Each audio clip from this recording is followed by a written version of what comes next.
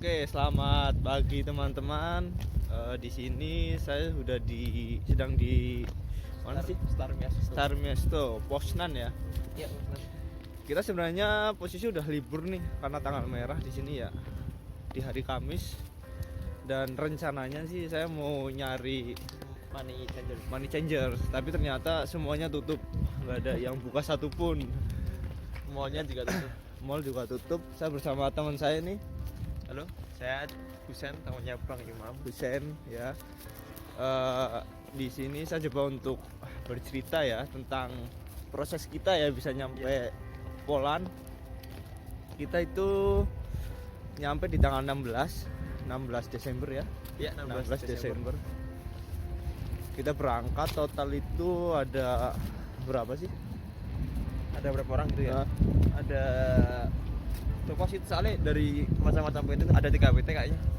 Ya ada 3 agensi ya. Kita ada 3 agensi dari Indonesia, tapi satu agensi di Polandnya satu. Ada outsourcingnya. Outsourcingnya satu. Kita dipisah menjadi 3 bagian ya. Dipisah dari 3 bagian pabrik. Di 3 pabrik. Dan prosesnya juga bervariasi ya untuk kita ya. Kita coba nanti ya coba sharing lah untuk pengalaman saya pribadi dan teman saya ya. Cukup ruwet prosesnya, cukup lama menunggunya juga.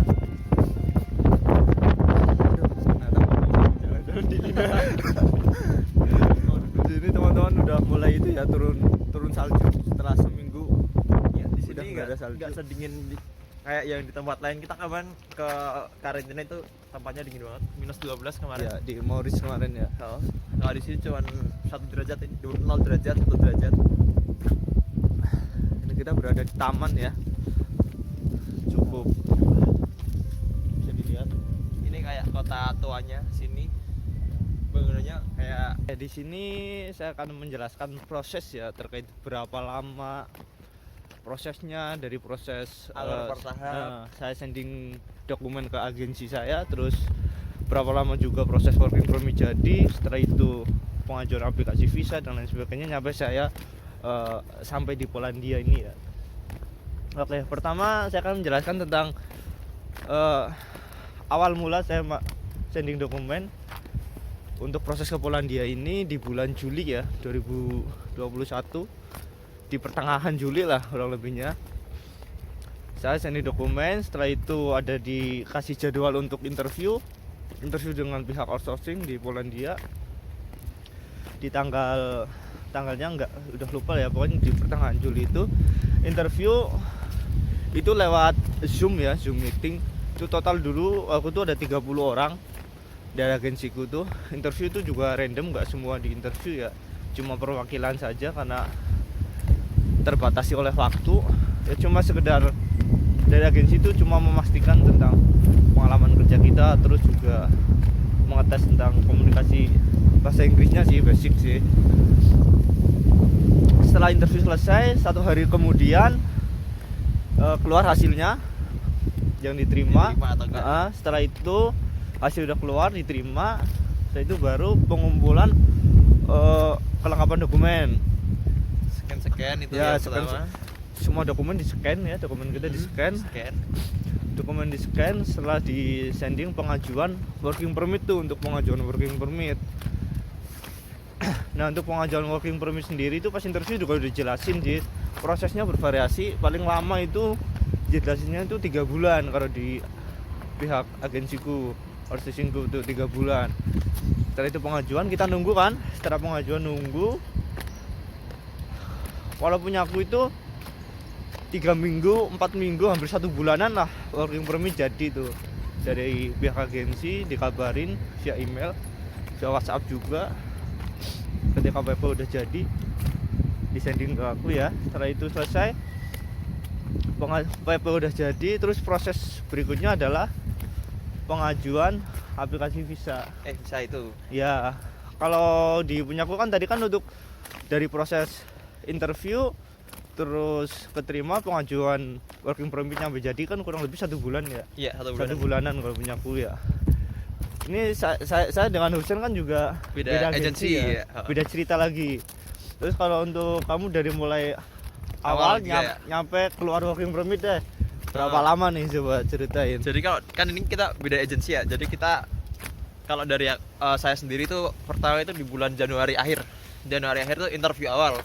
Januari Sama 2021 ya? Iya, itu masih interview sama agensi.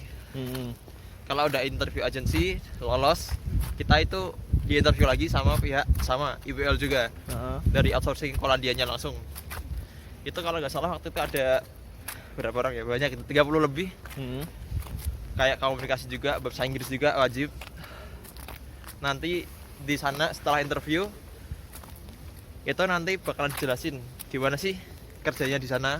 Heeh. Terus untuk sistem kerja, sistem gajinya di Polandia waktu Yes. itu, kalau dari agensiku itu emang dari awal dikasih tahu gajinya segini, nggak banyak, kayak emang gajinya segini. Heeh.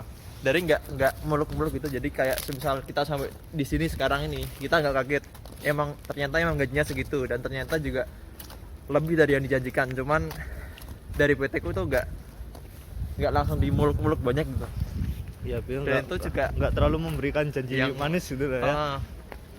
Itu jadian kita dari awal udah tahu nih, oh gaji segini, kita kan ambil apa enggak ya. Kalau udah ambil berarti ya udah ambil dan Lan- udah keputusan kita. lanjutin proses Ah, lah ya. itu udah diketerangin semua persetujuannya gimana. Habis itu habis interview kita disuruh menunggu nanti lolos apa enggak. Kalau semisal lolos nanti disuruh sama juga ngirim scan dokumen. Nah, itu prosesnya Ah. berapa lama tuh habis setelah lolos interview nih? Itu langsung paling cuma beberapa minggu aja, Ah. langsung kan diumumin tuh lolos. Iya.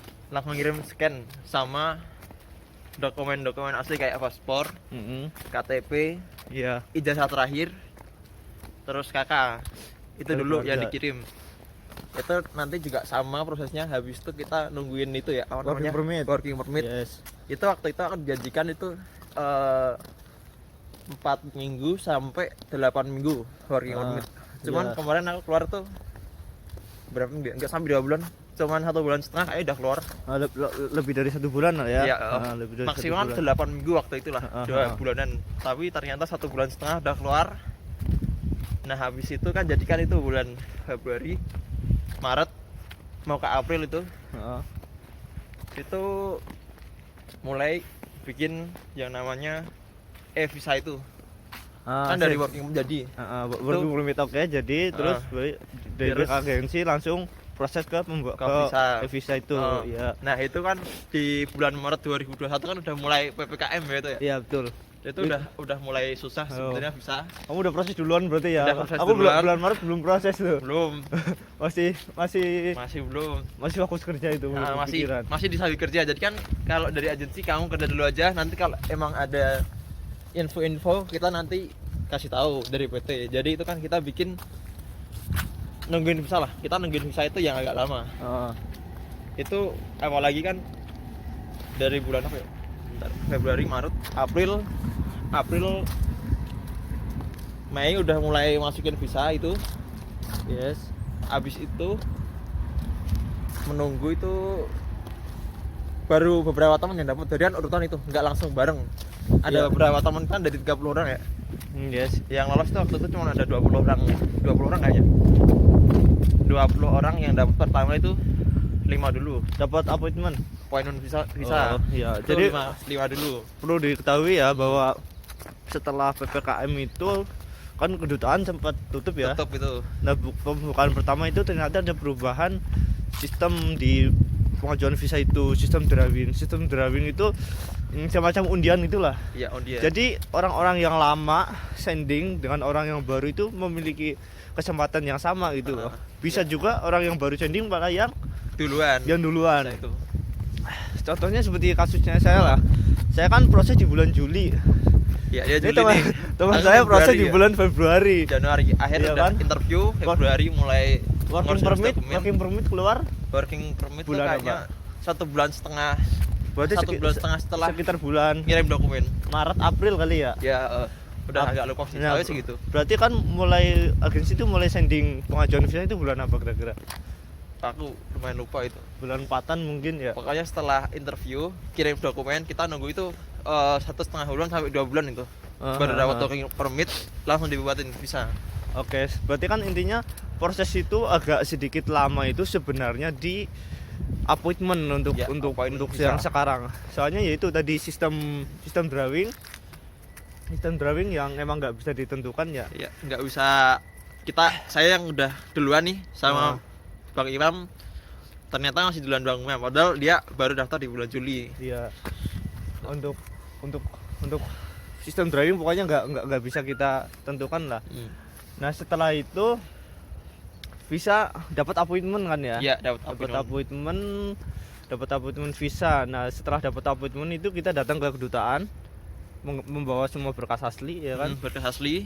Setelah itu datang itu sesuai dengan jadwal ya yang udah ditentukan oleh kedutaan. Tadi datang, kita masuk, kita nyerahkan dokumen dan membayar biaya visa itu 1.380.000. 1.380.000.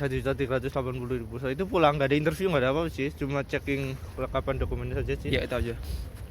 Nah, setelah selesai appointment, nah kita tinggal nunggu nih. Itu belum selesai, masih deg-deg juga. Soalnya kita nunggu ini visa kita di reject atau enggak gitu.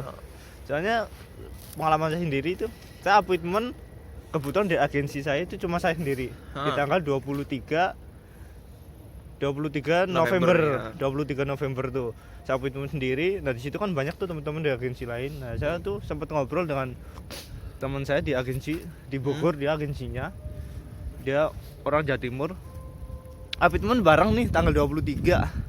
Saya appointment tanggal 23, tanggal 27-an itu visa saya udah jadi. Tapi untuk teman saya yang dari Bogor itu sampai sekarang belum. Masih belum berangkat juga ya? Sampai sekarang belum turun visanya. Itu. Nah, itu statusnya dia masih bingung. Dia tanyakan ke agensinya juga masih di reject apa enggak ya nih? Nah, soalnya belum ada informasi tentang visa itu di reject. Juga ya masih gantung lah ibaratnya lah. Akhirnya sampai sekarang belum berangkat.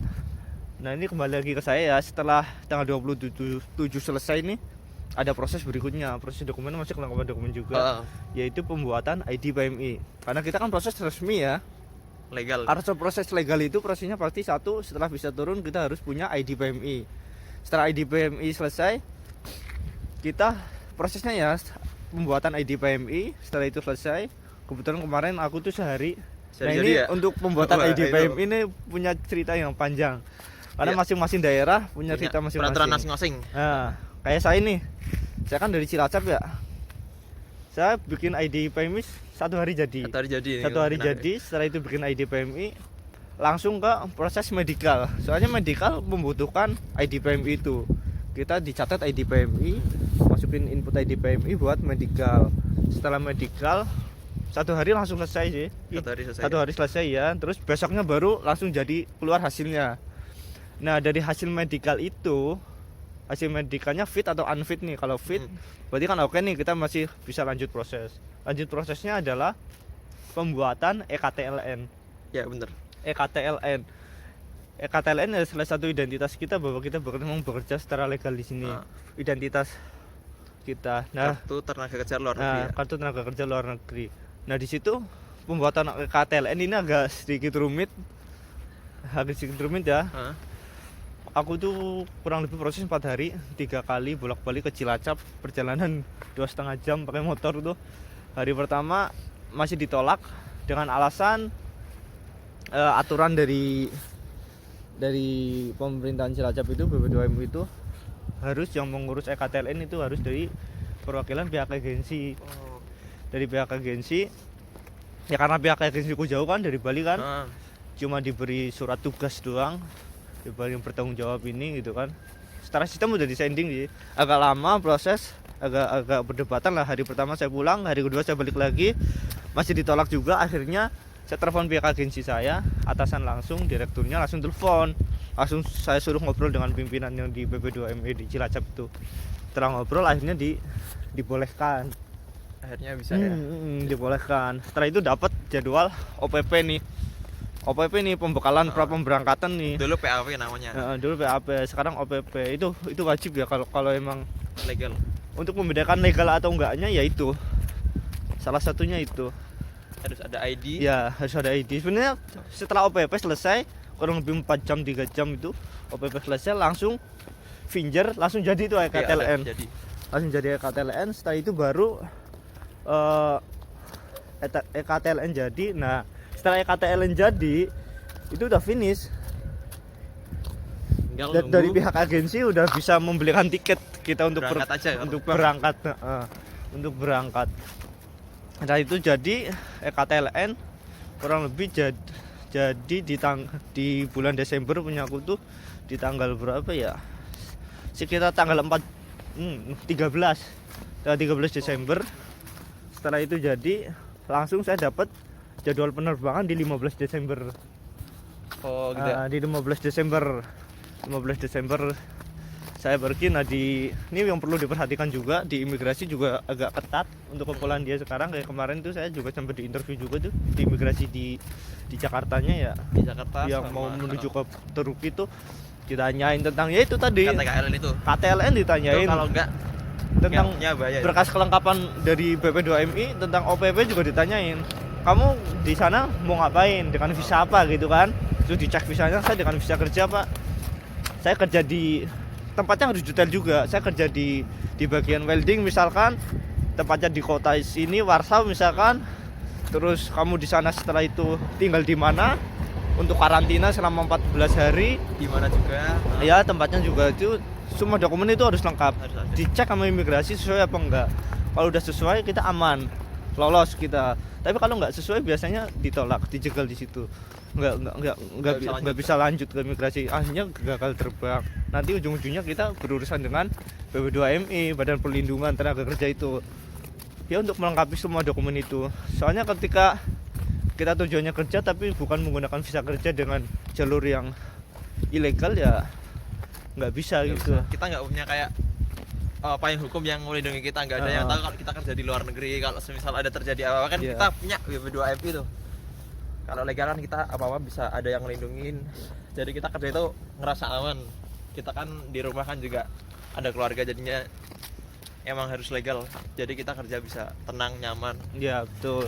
Setelah itu selesai lolos nih kita terbang. Nah ini belum ketemu sama ini nih. Belum ketemu. Karena saya di agensi saya cuma sendiri nih. Saya sendiri aja, pede aja sendiri. Dari aku lihat sih dari jauh kelihatan. Sebenarnya iya sempat lihat nih, tapi karena beda agensi belum kenal. Belum kenal. Tapi tampangnya masih tampang Indonesia kan. Di Jakarta kan memang masih banyak lah. Iya, banyak orang. Nah setelah itu perjalanan 12 jam transit di Turki ya. Nah di Turki baru kan orang asing semua tuh. Nah lihat wajah Indonesia baru nyapa. Oh kamu dari Indonesia ya? Kayaknya sama nih, sama-sama kerja bareng nih kayaknya. Ini agensinya Baru mana tahu nih? Dari agensi, maksudnya outsourcing di Polanya dari mana nih? Oh dia dari A. Oh iya sama dong. Oh iya sama ternyata. Akhirnya gabung nih tempat, dari iya. Turki ke Warsaw ya. Dari Turki ke Warsaw 2 jam. Setelah itu baru kita dijemput oleh pihak agensi.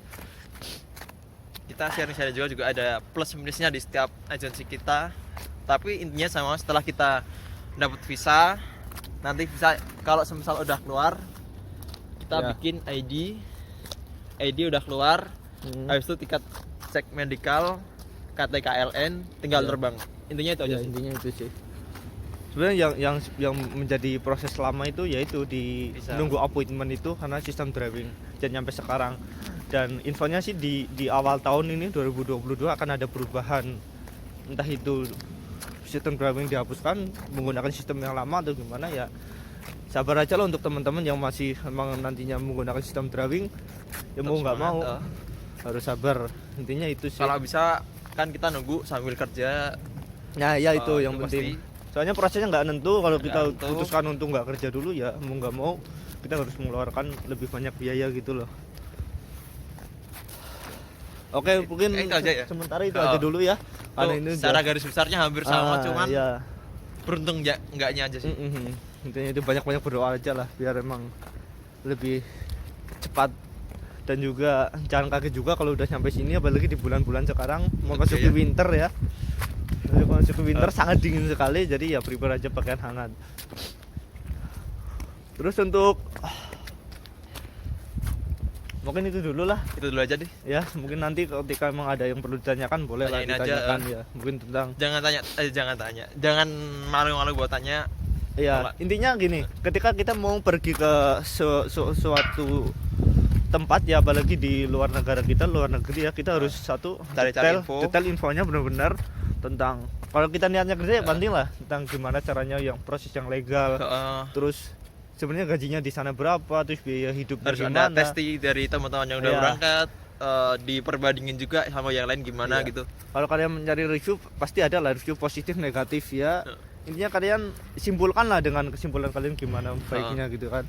Biar nggak terlalu menyesal ketika sampai di negara tujuan kan, oh ternyata nggak sesuai dengan Tapi yang enjoy gak dijanjikan selama di sini? agensinya gitu. Di sini selama ini Kalau saya sendiri sih fine aja sih, nggak ada masalah terkait gaji juga.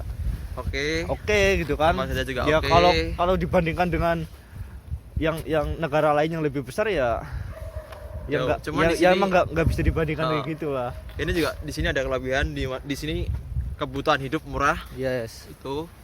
Terus orang-orangnya juga ramah-ramah. Ya orang-orang sih ramah-ramah. Dari nggak- kita circle-nya nggak ada emang rasa. nyaman gitu. Iya. Kayak kita Heeh. di kerjaan kita juga oke ya. Oke. Banyak kan, nah perlu diketahui juga ya, bahasa Inggris penting nggak penting, emang penting karena ya Wajib bisa lah. kalau emang lebih bagusnya kamu bisa bahasa sini, bahasa, kalau Polandia kan berarti bahasanya Polandia. Polski, Banyak kan juga bahasa Polandia. Ukraine. Di sini Ukraina juga banyak orang Ukraina. Rusia juga bahasanya mirip-mirip sih ya. Mirip-mirip. Kazakhstan juga dia juga bisa bahasa Ukraina juga, karena teman lokasi kerja kita juga orang Ukraina sama orang Kazakhstan ya, banyak kan. Iya, banyak-banyak Kazakh. Oke Ukraine. teman-teman, itu dulu ya informasinya. Nanti mungkin ketika ada pertanyaan boleh ditanyakan. Nanti kita coba sharing sesuai dengan pengalaman kita lah. Ah. Ya kan. Oke, sampai jumpa See di you. Semangat Polandia. guys, semangat ya.